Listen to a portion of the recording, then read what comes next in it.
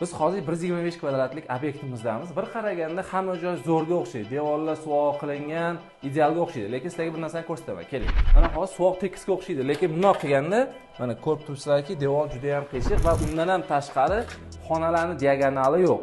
Undan ham tashqari devorlar og'ib qolgan, qiyshayib qolgan, mana bunaqa valnasi bor. Ko'rsatamiz.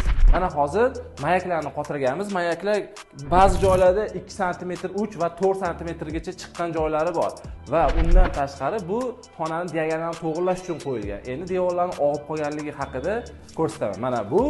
Mana bu mayakni qarab turgan bo'lsangiz, pasti 1,5 sm, tepaga kelib deyarli yo'qolib ketgan. Ya'ni bu nimani bildiradi? Devor qiyshayib qolganligini bildiradi. Mana hozir bitgan joyi ko'rsataman sizlarga.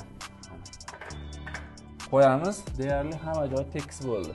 Lekin boya ko'rsatganimizda oralari 0,5 sm ochiq edi. Mana endi tekis bo'ldi.